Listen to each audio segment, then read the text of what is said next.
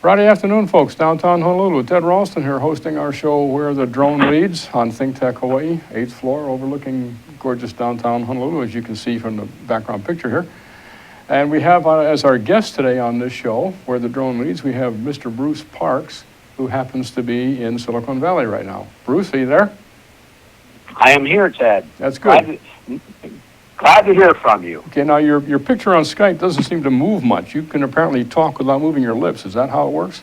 It's a ventriloquist picture. Okay, that's what it is. Okay, this is a Silicon Valley remodeling of Bruce. Anyway, Bruce, welcome aboard again. You've been on the show 3 or 4 times, once live, I think, and by Skype a few times.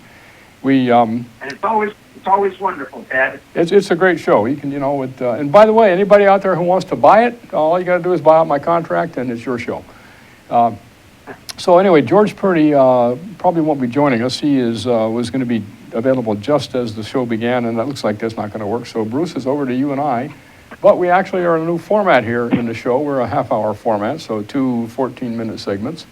And so, I think we'll be able to get our business done just fine. So what we were going to talk about is, again, where the drone leads. Typically, we talk about the scientific applications, the humanitarian applications, or the disaster operations and such associated with drones. Today, we're going to talk about something different, which we've talked about a few times. It's drone racing. And Indy 500 just happened last weekend, and it's very appropriate we look at the racing format and the racing structure and the racing mentality and think what that's done to automobiles and to airplanes, and think what it's going to do to drones and their use in worlds other than aviation, than racing.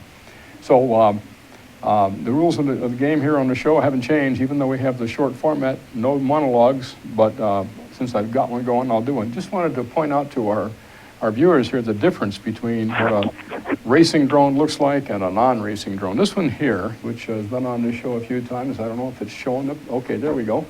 This one is a professional mapping drone. It's expensive, high performance, sits there and does a high precision map over a farm or a beach erosion area or upland agriculture area, whatever you might want to get a map of.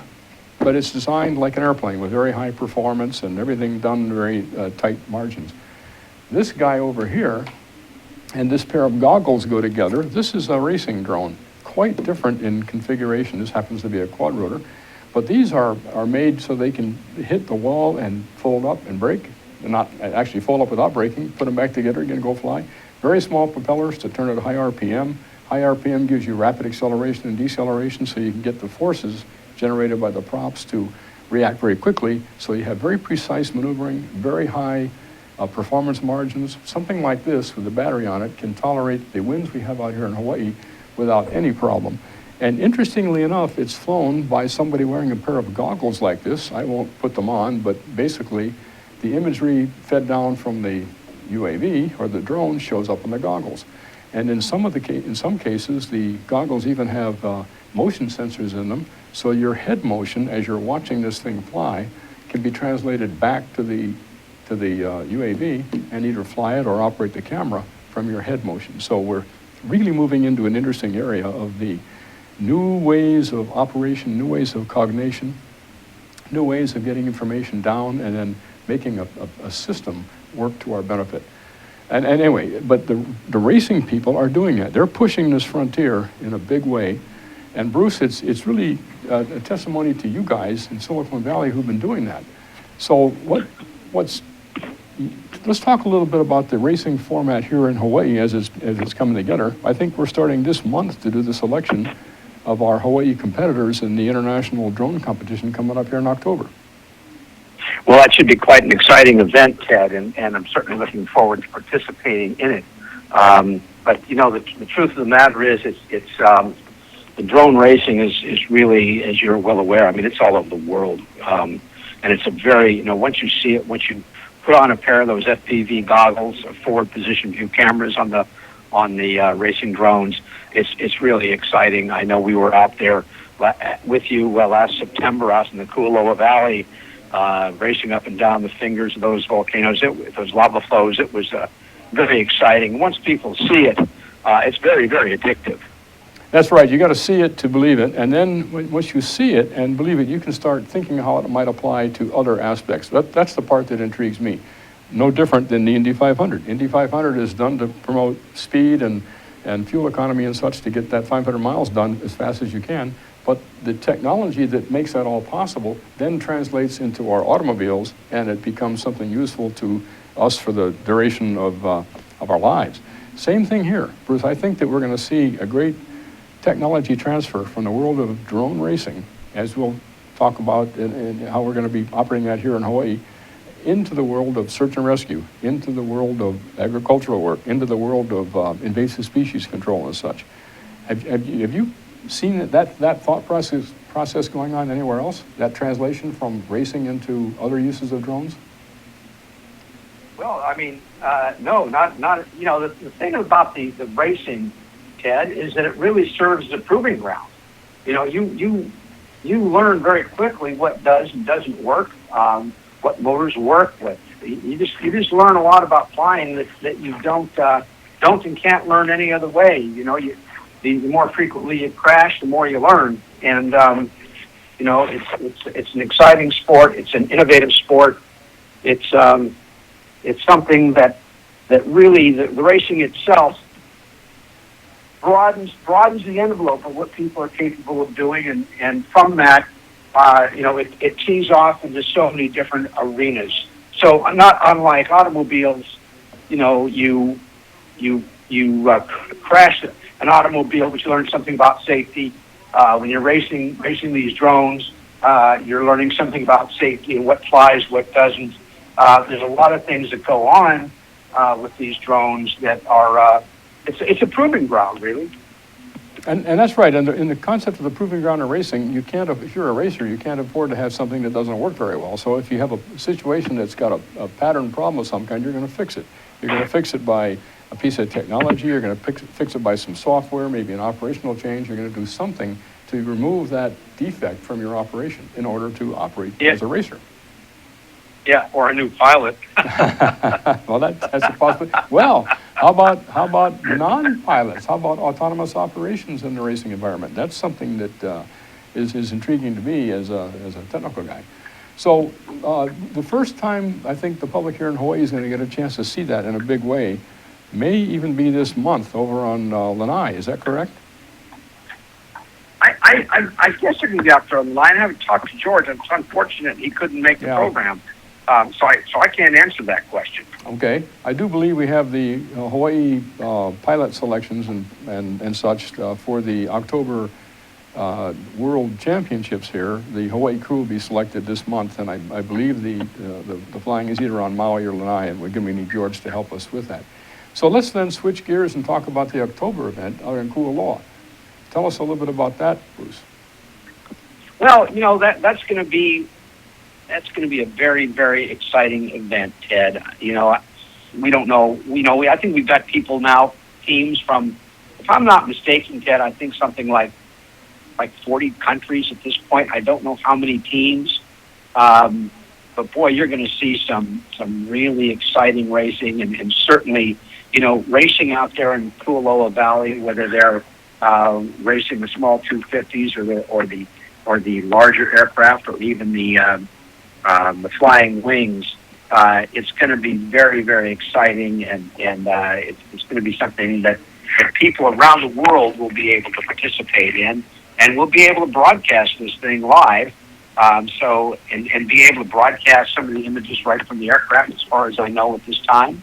So it's just going to be a very exciting event, and people from around the world will suddenly have a different view of the application of these racers. That's great. And so we're going to have different categories based on weight, based on aircraft type, perhaps age weight group. And size. That's weight correct. And size, okay. That's correct. And the race course will be whatever the terrain has to offer in Kualoa, which includes the mountains. Is that right? That's correct. So the smaller 250s and I believe the 500s will race on a designated track out in the valley of Kualoa, and then the fixed wings will actually fly up the face of those lava mountains, down the ridge line and back around back into the area where they are launched, which is down in the valley. So it's going to be very exciting. People are going to see some things that they haven't seen before, and the skill of some of these pilots it's really staggering. And so people you see these guys fly between a 12-inch opening at 100 miles an hour is just staggering. And that's the part that really gets me going, because if we can fly these with that level of precision, that level of the technology that allows that can be translated over to the other uses of drones, such as search and rescue. Typically, oh, absolutely. I mean, search and rescue, it is very difficult in the Ko'olaus and the mountains here because they are so steep and the turbulence is so severe. Updrafts on the windward side, downdrafts on the leeward side. But these drones with their performance margins don't care about that. They can fight through that kind of wind shear and such. And so a camera set put on them for the purpose of determining what's on the ground rather than what is on the race course would be a really interesting development in the direction of this technology applied to, we'll say, search and rescue. Yes, and the nice thing is we will create some challenges for search and rescue.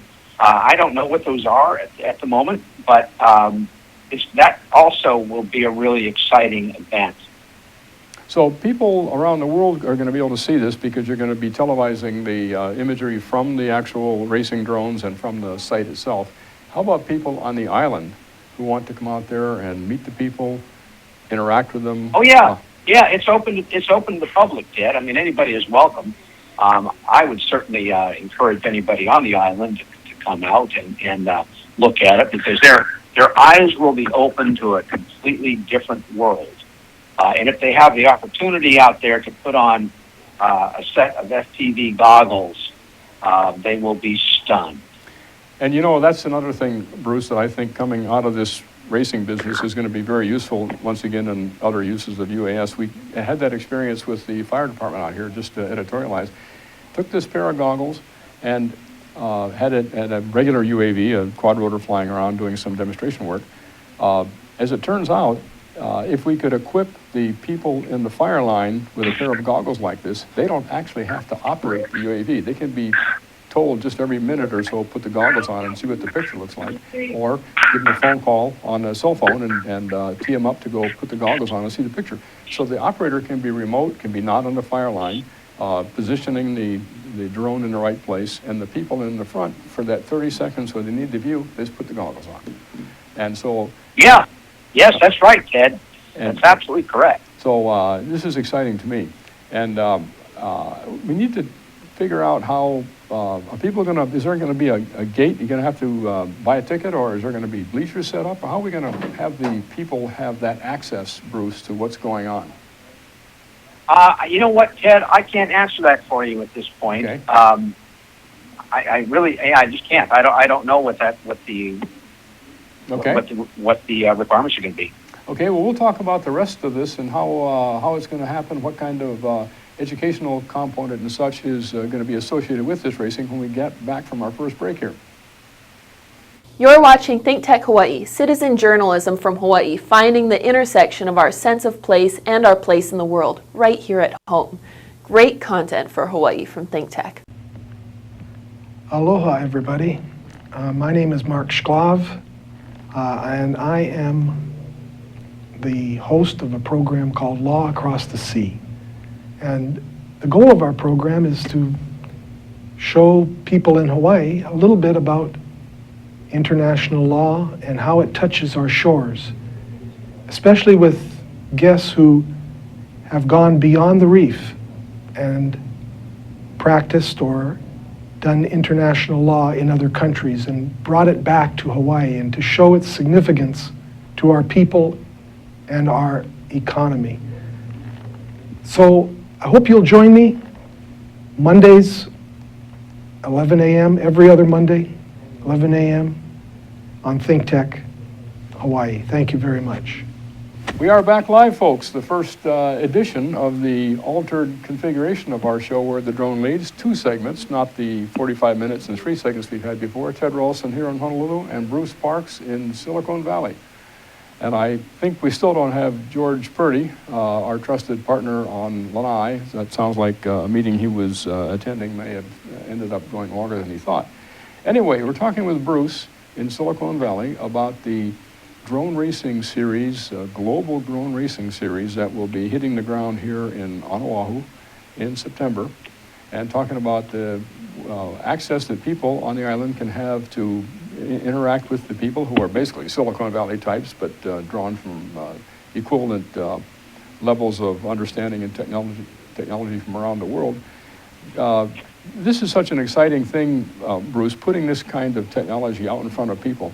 How are we handling, how I should say, are you handling the educational component or an educational connection here, so that the school programs get a chance to touch this technology and this excitement?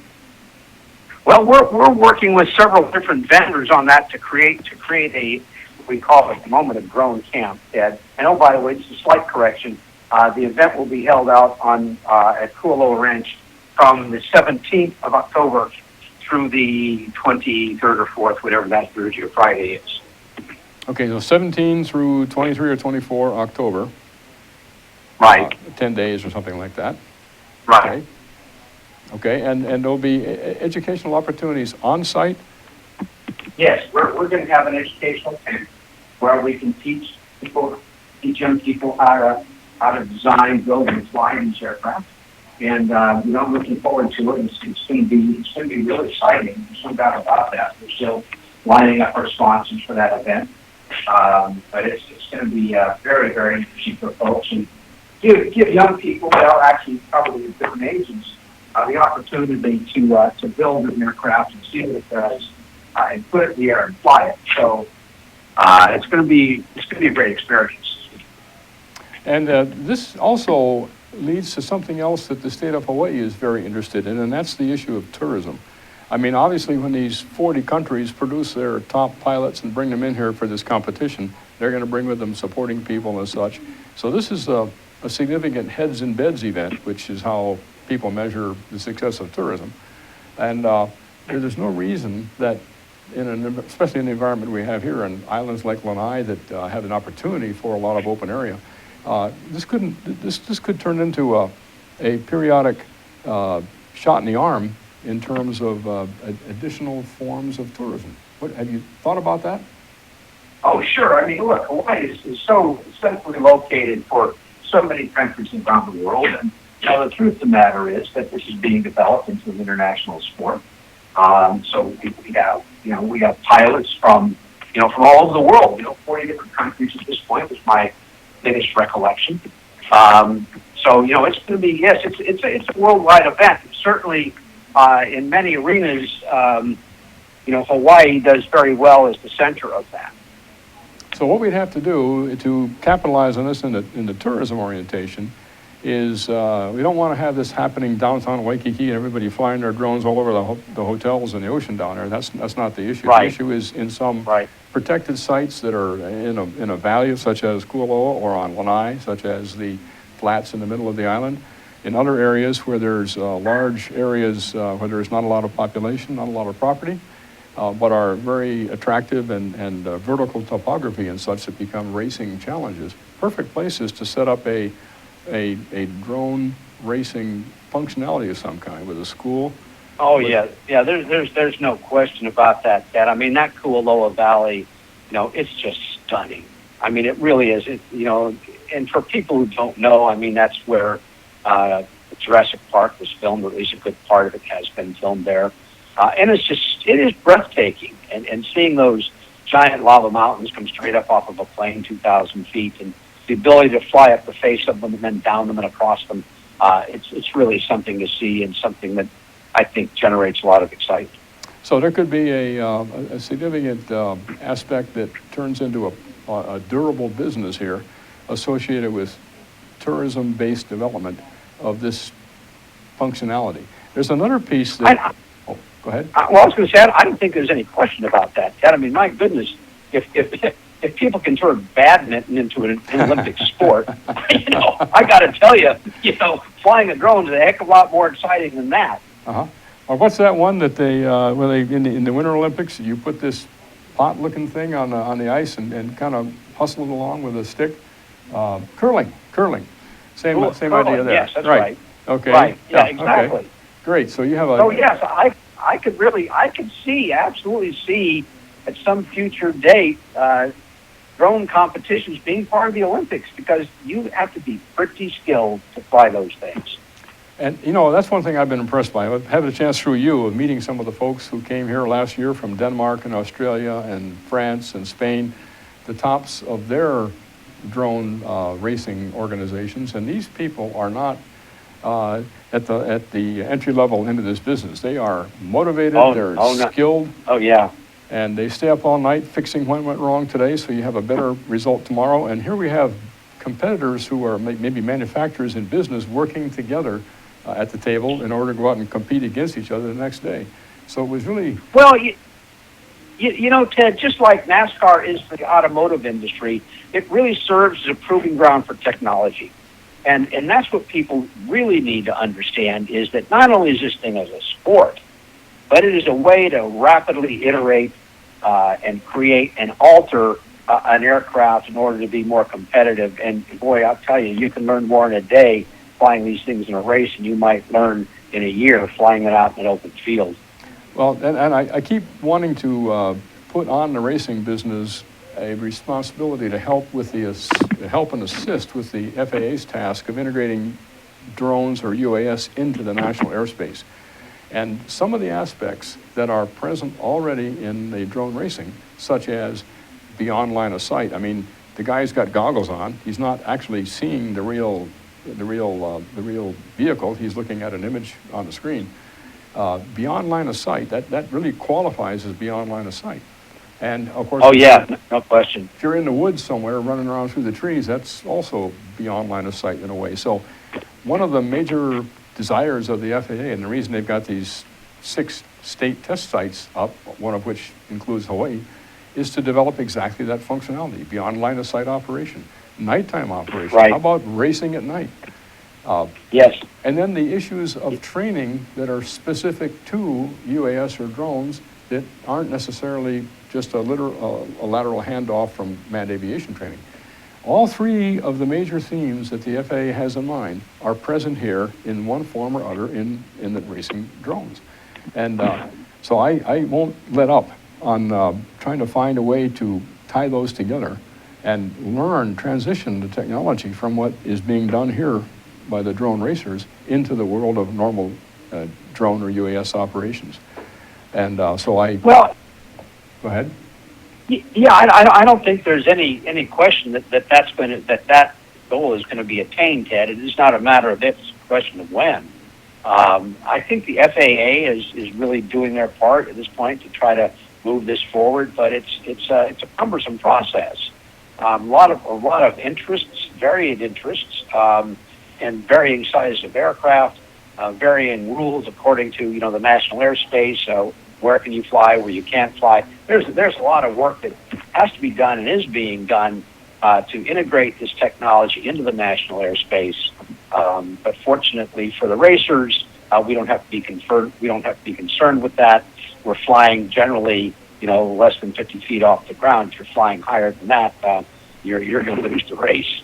But Bruce, that's exactly the point I'm excited about, because the things they're doing under 50 feet and in beyond line of sight and inside very complex environments is exactly what's needed in the actual operating world. Let me give you an example, and I hold this guy in my hand here because it's perfect for that. Here we have a situation in Hawaii of mosquito-borne diseases that have to be addressed, and that's also true in the south of the U.S. and a lot of other places. In some cases, it may be necessary to go into a dark, inside the canopy of the forest pond somewhere and drop off some mosquitoes that have been altered in such a way that when they reproduce, the offspring die, and that Sure. strain goes away. That can be done very well with this exact drone racer. It's on the table here, and this set of goggles that we've got right here. So the technology is already here for doing that piece of mission, and that's a perfect example of what these FAA test sites should be thinking about. So when you guys are out here in 3 more months, we're going to spend some time on that subject, Bruce. and see if Well, we I'm can. looking forward to that, Ted. You know, the whole industry is exciting. You know, the number of applications for the technology is really staggering. But you know, the one that appeals to me the most, and I'm the most excited about, particularly with respect to Hawaii, is search and rescue. I just think that the application of that technology to that situation is staggering. I mean, you think about it. You know, you've got a drone sitting there on a lifeguard stand, and you've got a distressed swimmer out there in the surf.